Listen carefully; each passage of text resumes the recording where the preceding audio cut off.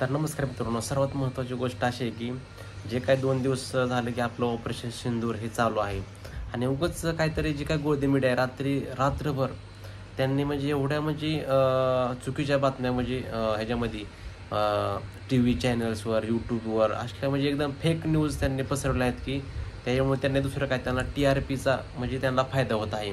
कारण अशा जर त्यांनी चुकीच्या जर बातम्या दाखवल्या आणि त्या चुकीच्या बातम्या काय व्हायला लागले, जी काय आपली जनता आहे, सामान्य जनता किंवा आपल्या देशातली जी काही जनता आहे त्या जनतेच्या माइंडवर म्हणजे डोक्यावर त्याचा वेगळा म्हणजे त्याचा परिणाम होत आहे.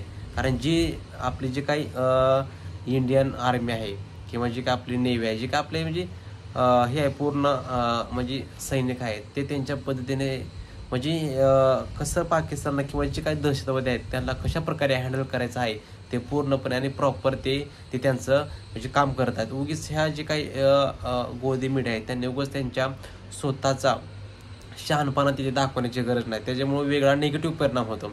आणि सर्वात महत्त्वाचं म्हणजे आपल्या म्हणजे म्हणजे जे काही युद्ध आहे हे आपलं युद्ध कधीच नको आहे. कारण जे काही युद्ध आहे हे जे परिणाम हे अजून कोणालाच माहीत नाही. कारण हे जे काही राजकारणी लोक आहेत ते एस-सीमध्ये बसून एस-सीत बसून ते म्हणजे युद्धाचे जे हे करतील ते म्हणजे हे घेतील, आनंद घेतील एस-सीमध्ये बसून.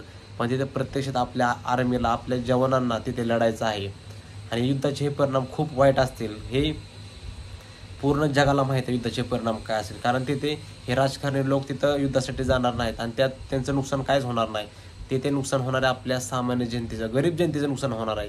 त्याच्यामुळं युद्धाचं परिणाम हे असं कसं युद्ध जर चालू झालं, हे 1-2 देशामध्ये युद्ध असतं ना की इथं आपल्याला जे काही दहशतवाद्यांनी आपल्या जे काही देशामध्ये हल्ला केला, जे काही आपले पर्यटन मारले 26 ते 27 जण मारले, आपल्याला त्यांना मारायचं, त्यांना टार्गेट करून मारायचं आहे ना की आपल्याला जे काही त्या देशातील जे गोरगरीब जनता आहे. कारण प्रत्येक देशामध्ये जनता हे सामान्य जनता असते, त्यांचे वेगवेगळे हाल असतात किंवा होत असतात.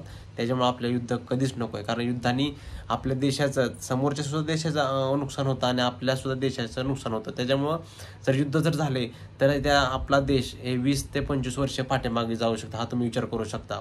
त्याच्यामुळे आपल्या दहशतवाद्यांचा म्हणजे खात्मा करायचा आहे ना की आपलं युद्ध नाही पाहिजे. आणि युद्धाचे जर एक आण्विक किंवा जर अणुबॉम्ब जर युद्ध झाले, हे एक सध्या म्हणजे खूप भयंकर युद्ध होऊ शकतं. हे कोण कल्पनासुद्धा करू शकत नाही.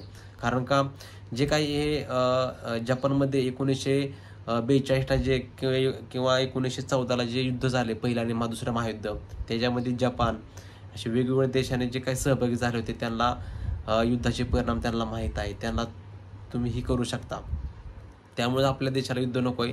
यामध्ये आपले सामान्य गोरगरीब जनता मारली जाणार आहे, त्यांचं नुकसान होणार आहे. आणि युद्ध जर सुरू झालं तर त्याच्यामध्ये पूर्णपणे आपल्याला म्हणजे कसं असतं, आपल्याला बोलण्याचं स्वातंत्र्य नसतं. काय आपले जे काही संविधानाने आपले हक्क दिले आहेत ते हक्क आपले म्हणजे हे येतात, म्हणजे त्याच्यावर काही रिस्ट्रिक्शन येतात. त्याच्यामुळं ना पूर्णपणे आपले म्हणजे जे काही व्यवसाय असतात, कामधंदे हे पूर्णपणे बंद होतात. त्याच्यामुळं आपल्याला परत एकदा सांगतो, युद्ध नको आहे. आणि जे काही राज ठाकरे साहेब जे बोलले की आधीच पाकिस्तान पूर्णपणे बरबाद झालेला आहे, त्याच्यामुळे त्याला आता कुठं तुम्ही त्याला बरबाद करायला जाणार. तर आपल्याला हे जे काही चुकीच्या बातम्या पसरवत आहेत, हवाई हल्ला केला आपल्या जवानांनी, आपले जवानसुद्धा सुखरूप आले, ठीक आहे, ओके. जवानाला आपल्या कसं आहे त्यांच्या कामगिरीबद्दल त्यांना मनापासून म्हणजे आपला सलाम. पण विषय काय, हे जे काही बाकीचे राजकारणी लोक आहेत ते कुठेतरी ते युद्ध म्हणजे सीमेवर जाणार नाहीत किंवा युद्धासाठी ते मैदानामध्ये उतरणार नाहीत. आपल्या जी काही आर्मी आहे किंवा आपले जवान आहेत, सैनिक आहेत, त्यांना प्रत्यक्षात उतरावं लागणार आहेत. आपल्या जवानांचे प्राण जातील, त्यांचे जातील, पण हे खरंच युद्ध महत्त्वाचं आहे का? आणि जे काही राजसाहेब बोलले, आपले जे काही दहशतवाद तुम्हाला अजून जे काही 6 जण आलते ज्यांनी फायरिंग केली पहलगाममध्ये, त्यांना आपण अजून त्यांचा शोध घेऊ शकलो नाही किंवा ते आपल्याला कुठे आहेत हे त्यांचा तपास नाही लागला. आणि आपण युद्धाचं म्हणजे ह्या ज्या गोदी मीडिया आहेत ते वेगवेगळ्या चुकीच्या बातम्या देत आहेत. तर ह्याबद्दल मित्रांनो तुम्हाला काय वाटतं, कमेंट करून नक्की सांगा. जय हिंद, जय भारत.